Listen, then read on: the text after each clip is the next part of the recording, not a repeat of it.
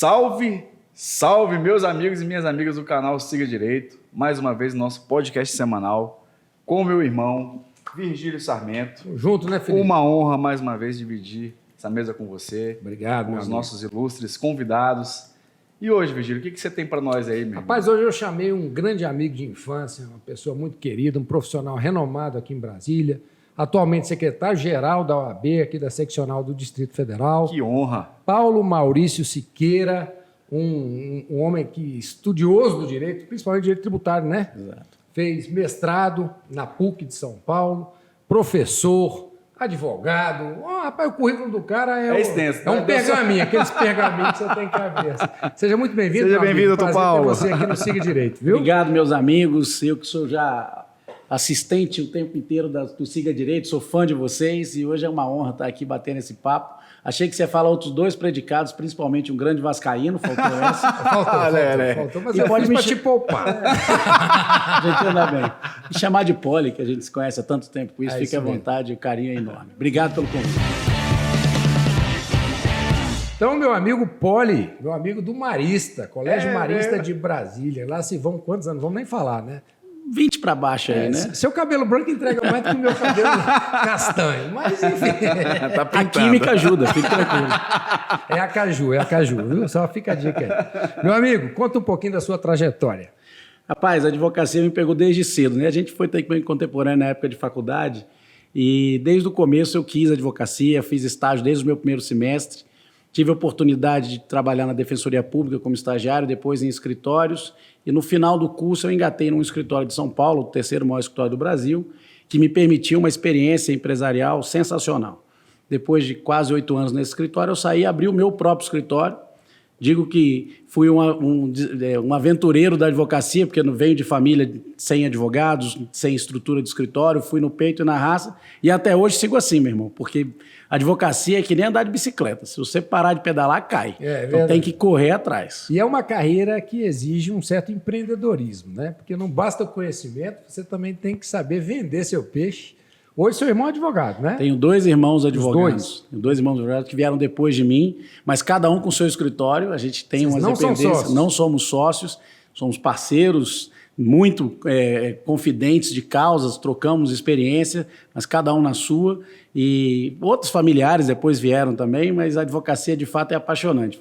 Um dia vocês vão estar com a gente na advocacia, eu não tenho dúvida. Olha, deixa eu te perguntar uma coisa. Hoje você exerce a função de secretário-geral da OAB aqui do Distrito Federal, que é uma função muito nobre, mas que ela exige uma dedicação absurda, né? Como é que verdade. você concilia a função de secretário-geral da OAB com a sua atividade profissional de advogado? É difícil, o nível de exigência da OAB é enorme, porque a demanda para você atender as expectativas da advocacia e da sociedade, as pessoas enxergam muito a OAB como se fosse uma associação, um sindicato, ela é muito mais do que isso. Muito mais. Ela é a grande defensora da sociedade e defendemos ali causas das mais variadas áreas. Então, eu costumo dizer à OAB o seguinte, se você quiser dar 10 horas de trabalho por dia da OAB, ela vai te consumir 15. E aí você tem que também conciliar não só o escritório, como você bem colocou, mas a família, o lazer. Então, é um período difícil. Minha mulher me cobra bastante, meus filhos também. Com certeza. Mas é muito gratificante você perceber o resultado daquele esforço, do trabalho conjunto, porque a OAB não se faz numa pessoa, em poucas pessoas, é um trabalho de muita gente, muitas mãos. E a gente tem conseguido nos últimos anos, nos últimos 4 anos, fazer a diferença e tentar atingir as expectativas tanto da nossa classe como também da sociedade. Temos várias boas causas e esperamos vir muitos mais. Apenas a título de curiosidade, a gente bateu um papo aqui antes, né? A gente está falando já de trabalho e tempo. Quantos advogados, mais ou menos, por triênio, aqui no Distrito Federal, são incorporados ali à OAB? Olha, na pandemia a gente teve uma pequena redução, porque suspendeu o exame de ordem por um período, mas a expectativa é que a gente alcance quase 10 mil advogados a cada 3 anos. Então aí a gente já sabe o motivo e real de tanto trabalho. Dos demais que nós já temos, né, inscritos na ordem, e dos que virão aí, possivelmente. A gente tem hoje ativos quase 50 mil e a inscrição já está passando de 72 mil. É muita gente. É muita gente. Mas o mercado está preparado para receber os bons profissionais, ainda é uma profissão atrativa, desafiadora. Você bem colocou sobre a questão de ser empreendedor. A verdade, hoje o advogado tem que respeitar os limites da legislação, Claro. que não é uma profissão mercantilista, nunca pode ser isso. Mas você tem que o tempo inteiro estar se reinventando, trabalhando com as redes sociais, mostrando a sua capacidade de trabalho. E vamos desenvolver essa conversa aqui, que vai sair muita coisa boa para falar, principalmente para a jovem advocacia. Legal. E falando em jovem advocacia, eu quero puxar aqui um gancho importante. Recentemente, a Câmara Legislativa do Distrito Federal aprovou uma lei que vai permitir que o advogado dativo receba do Estado uma remuneração em razão desse serviço que ele presta. Eu acho Importante dizer o que é o advogado dativo. Explica para a gente. Pronto, a advocacia dativa é o advogado que é nomeado pelo Estado para atender pessoas carentes e, para isso, o Estado vai remunerar os seus atos processuais, ou a atuação completa no processo, ou por ato, por audiência, por petição. E nós aqui no DF não tínhamos essa remuneração pré-determinada, essa estrutura do Estado contratar o advogado dativo. Era feito ali no corredor da vara, o juiz precisava de um advogado, primeiro que estava passando ali, vem aqui, senta aqui, faz audiência, e na enorme maioria das vezes, sequer ele era remunerado. É importante também registrar que isso é um trabalho em complementação à atuação da Defensoria Pública, Perfeito. a assistência gratuita, nos termos da nossa Constituição, prometi sem juridiquês, mas um pouquinho tem que falar. Tem que falar. Ela é de obrigação, de competência da Defensoria Pública, mas ela não consegue atingir toda a demanda, principalmente aqui no Distrito Federal, que a gente tem um cinturão incluindo também as cidades satélites, as regiões, a região de impacto de desenvolvimento econômico aqui, Valparaíso e outras regiões do entorno. Tem muita gente precisando de assistência judiciária gratuita e a Defensoria não consegue atender. Então, o dativo vem para complementar essa atuação. E é isso que a gente defende, que a OAB, que a advocacia complemente esse serviço que hoje é deficitário. Entendi. Apesar de que a Defensoria Pública do Distrito Federal é reconhecida no país inteiro como uma das mais bem equipadas, né? Uma das melhores em termos de qualidade dos profissionais. Eu conheço vários defensores públicos que são advogados de altíssimo nível, estudiosos do direito, mas acaba que em determinadas situações eles não conseguem, até por falta, né, de tempo, de acúmulo de processos, ou conflito de interesse também, eles não conseguem atuar em todas as causas, né? Então é importante esclarecer isso, porque deu polêmica, né? A Defensoria, alguns setores da Defensoria foram contrários a essa lei, mas eu acho que essa lei ela tem grandes virtudes. Primeiro porque ela tem o intuito de atender a população de baixa renda, aquelas pessoas desassistidas, né? Que normalmente ficam ali respondendo a um processo, ou às vezes até ajuizam ações, mas não tem condições de pagar um advogado para acompanhar e tal. Exato. E essa lei tem por missão precípua atender essas pessoas e também prestigiar o jovem advogado, né? Eu acho que isso é um ponto importante. Fala para a gente. Quero te dizer inicialmente que, para mim, a Defensoria Pública do DF é a melhor do país. Nós temos, além de grandes profissionais, uma estrutura, uma organização muito adequada, mas é humanamente impossível atender essa demanda enorme que a gente tem aqui. E aí é que vem essa complementação, como você bem colocou, nos dois pontos principais desse projeto. O primeiro deles, e isso tem que ser destacado, é para atender a sociedade.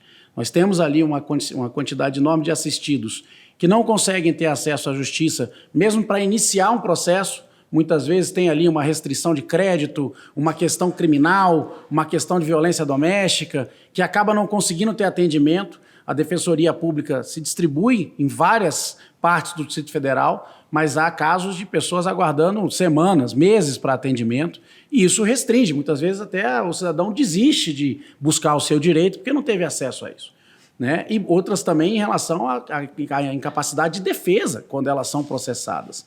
Há também o fato, como você colocou, de impedimento. A Defensoria Pública não pode atuar pelo réu e pelo autor. Sim. Um caso de violência doméstica, a vítima procura a Defensoria Pública. Quem vai defender o acusado? Ele também merece defesa, ele precisa ser defendido. Claro, claro. E aí é a complementação que a gente defende da advocacia dativa. O projeto de lei caminhou por prestigiar a jovem advocacia, a advocacia iniciante que nós consideramos, e a legislação contemplou assim, quem tem inscrição até 5 anos, né? Nós temos aqui uma jovem advocacia extremamente qualificada, que participa dos nossos cursos da ESA, que tem boa formação e principalmente que foram aprovadas no exame de ordem. Exato. O nosso exame de ordem, ele é Podia ser até um pouco mais apertado esse filtro, mas ele já demonstra, exige, melhor dizendo, um conhecimento bem detalhado dos profissionais que ali são aprovados. E é ampla, né? Eu digo assim, um conhecimento amplo, não somente específico. Porque a primeira prova, por exemplo, você faz de várias matérias, Várias né? matérias. E aí, numa segunda... nacional, né? Ela é nacional. O exame é nacional. Sim, o exame hoje é nacional, organizado, normalmente já foi pelo CESP, pela Fundação Getúlio Vargas, tem várias entidades que organizam a prova, a OAB participa, acompanha detalhadamente. A primeira fase exige conhecimento em inúmeras matérias, a gente até amplia, todo ano praticamente entram temas novos, temas modernos, e na segunda fase ele tem que mostrar a aptidão, tá na elaboração de peças processuais, aí sim ele escolhe uma das áreas. Então o advogado sai preparado para isso. E a complexidade dos temas, o acompanhamento, também vai ter uma forma de acompanhamento pelo judiciário, porque a nomeação vai se dar pelos juízes. Olha. O advogado vai se habilitar no programa e vai ter o nome dele inscrito numa lista de pessoas que têm interesse e preenchem os requisitos para poder participar do programa da advocacia dativa. Isso aí já é... Isso é interessante. E o juiz, diante daquela situação, e respeitada uma ordem, respeitada a impessoalidade, né, ele vai nomear aquele profissional para atuar naquele processo, né? Então, a gente tem segurança em afirmar que só tem a ganhar a sociedade com a chegada da advocacia dativa para aumentar o acesso à justiça que todos esperamos. Nada mais justo do que remunerar esse advogado, Claro. Esse jovem advogado. Sim. Não tem como você trabalhar sem receber, né? E era muito comum. Eu lembro, eu já fui servidor do Tribunal de Justiça, eu me recordo dessa questão do corredor. Né? Assim, tem defensor? Não, não tem. Tem advogado? Não, não tem. Então, chama ali. Ah, eu conheço aquele advogado. Então, o juiz pedia para que o advogado, gentilmente, porque era, né, um trabalho totalmente gratuito, atuasse naquele processo. Então, eu acho que é profissionalizar essa questão, Exato. obviamente, sem desvalorizar a Defensoria Pública, que deve crescer em estrutura e também, né, aquela busca incansável dos defensores, né, da igualdade com o Ministério Público, por exemplo. Né? Claro. Não existe hierarquia entre essas autoridades. Exato. Né? Agora, Poli, entrando em outro assunto também que eu acho que é bem bacana, é a questão assim, o jovem advogado hoje, ele ingressa no mercado de trabalho, veio pandemia, a justiça mudou, processo judicial eletrônico, né? Quais são os desafios do jovem advogado hoje? Você que está lá na OAB, vendo acontecer, que conselho você daria para um jovem advogado hoje? A advocacia, quando quem começa a carreira, ela parece um bicho de 7 cabeças, ela é um pouco assustadora, porque, de fato, hoje, primeiro, o advogado tem que ser técnico em informática para dominar sistemas mais variados de acompanhamento processual, peticionamento, tribunais com meios diferentes de acesso. Então, você já tem que ter uma habilidade diferenciada. A concorrência é enorme, é verdade, mas, como eu disse, ainda tem espaço para bons profissionais. Eu acredito muito que a jovem advocacia, aceitando o desafio da persistência, da eterna necessidade de aperfeiçoamento, de busca de conhecimento e se utilizando dos meios legais, meios regulamentares de fazer a sua devida propaganda, fazer o uso das redes sociais, ele vai achar o seu mercado. Hoje, o generalista, o advogado generalista, ele está em extinção, não tem mais condição de fazer isso. Então, a primeira dica que eu posso dar aos colegas é procurem uma especialização. Legal. Procurem um tema que mais é afeto aí ao seu conhecimento, ao seu meio social. Muitas vezes a gente não escolhe o tema de atuação.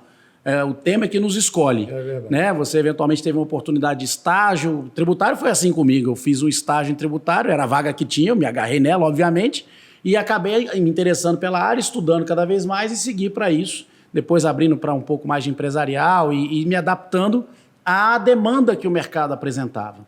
Então, o jovem advogado tem que estar atento a isso. E saber, assim, que a clientela ela não surge do nada. Ela não vai bater na sua porta. Aquela história de você querer ter um escritório físico, botar uma placa na porta e esperar alguém bater lá, não existe isso mais. O advogado vai procurar o seu cliente na sua igreja, na sua vizinhança, na sua família. É ali que você tem que demonstrar. Exercendo, né? Falando, sou advogado. Né? Exatamente. As pessoas têm que identificar em cada profissional qual é a sua capacidade de área de atuação. Você tem que se posicionar como uma pessoa séria, confiável, para receber aquela dor que está apertando o teu cliente. E é isso que o advogado jovem tem que fazer. Tem que circular, tem que estar preparado e agarrar as oportunidades. Não tem que achar que é uma corrida de 100 metros. Advocacia, eu costumo dizer que é uma ultramaratona com barreiras e fogo e explosões e tudo isso. Mas é delicioso, meus amigos, você receber uma causa, receber uma dor e você conseguir resolver o problema do seu cliente. Sabe? Você ter uma liminar deferida, você ter uma sentença procedente. Claro que a remuneração importa, não tenha dúvida, e ela é consequência. Aliás, ela não pode ser a causa, ela tem que ser consequência do seu trabalho. Porque se você transforma a remuneração em um único motivo, a advocacia não vai te receber bem, porque a clientela não está ali para isso. Perfeito. E ela vai remunerar quem faz o bom trabalho, quem faz o bom serviço. E a jovem advocacia não necessariamente é o próprio jovem que saiu da faculdade. Pode ser aquele também que trabalha em outro ramo, né? Vamos supor. Que muda de ramo. Que muda de ramo. Né? De área. Mas é o jovem advogado, né? Não o advogado jovem. Por isso, jovens todos somos. Eu só sou jovem há mais tempo que outros. Mas eu me considero jovem, falem por vocês. Mas, inclusive, por isso nós mudamos a nomenclatura, porque não é só a juventude no sentido cronológico. Tem muitas pessoas fazendo direito como segundo curso, advocacia iniciando após uma aposentadoria ou buscando uma nova oportunidade de trabalho. Então, hoje, nas nossas entregas de carteira, estão até convidados para participar e conhecer, é muito legal. É mesmo. Nós temos pessoas de várias idades, de várias regiões. Inclusive, por conta disso, a OAB tem também aberto muito a sua atuação. A gente hoje já tem quase 70 salas de atendimento. Entendeu? O advogado hoje, quando começa a carreira, ele não consegue suportar um aluguel, ele não consegue suportar o custo de você ter uma estrutura física para começar a atender. Então, a gente está disponibilizando salas de atendimento em vários locais para ele ir lá marcar o seu atendimento com o seu cliente, fazer sua audiência. E a própria escola, né? A própria escola, a ESA, né?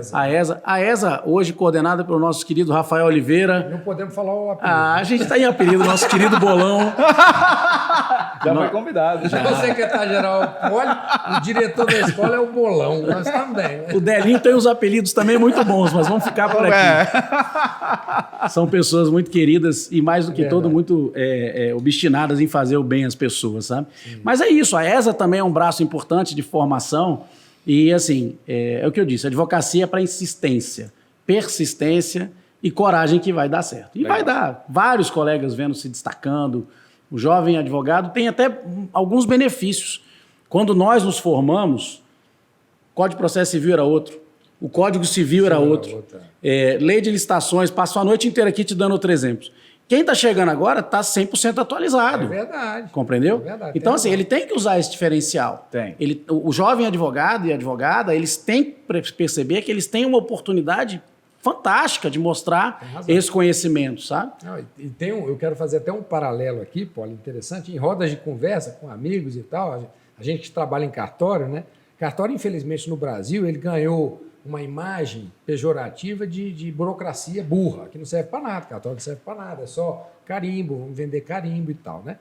E quem está no dia a dia do cartório, a gente já teve a oportunidade de falar um pouquinho sobre isso aqui, Sim, entende a verdadeira importância da gente ali, né? Aquele papel que a gente exerce ali perante a sociedade é relevantíssimo. E aí as pessoas falam, cartório vai acabar, a informática vai engolir cartório. Aí eu digo o seguinte, não, cartório não vai acabar, cartório vai mudar. E já está mudando. Né? E a advocacia é a mesma coisa. Não cabe mais advogado, já tem advogado demais, o mercado está saturado, não adianta mais você tirar o AB que você vai passar fome. Não é verdade. Isso que você falou, atualização legislativa, novos procedimentos. Vamos falar aqui da advocacia extrajudicial, por exemplo. Sim. Divórcio, inventário, ata notarial, uma procuração pública, uma assessoria para fazer um testamento. A advocacia extrajudicial é um mar a ser explorado. Exato. Pouquíssimos advogados acordaram para isso. Então, você, jovem advogado, corra atrás dessa oportunidade. Tem a arbitragem, né? Você vai fazer a conciliação, a mediação, a ata notarial, a uso capião extrajudicial são procedimentos que muitos advogados mais antigos não conhecem. Exato. Né? E a nova advocacia pode entrar de cabeça nesses temas, porque o procedimento é rápido, é desburocratizado, apesar de acontecer em cartório, e você pode cobrar um honorário no êxito. Por É quê? ótimo. Porque em semanas você resolve o seu problema. Sim. Você não precisa judicializar aquele problema. Né? Eu digo que o cartório, inclusive, hoje é um dos maiores suportes da segurança jurídica, inclusive para a própria advocacia. Sim. Então, você utilizar da ata notarial para poder constituir uma prova, para você ter um encaminhamento mais robusto numa sequência de um processo, você se utilizar dos meios extrajudiciais de solução das controvérsias, família tem sido bem utilizado, mas outras áreas também, de você trazer essa segurança jurídica. Já faço aqui um spoiler, nós queríamos muito aprovar o projeto de lei do dativo, tá? Voltando um pouco ao nosso primeiro tema. Mas, por enquanto, a advocacia extrajudicial não foi contemplada. Nós defendemos que deva ser. Você pode ter a figura do dativo atuando, por exemplo, num divórcio entre pessoas carentes, que possa ser resolvida no cartório.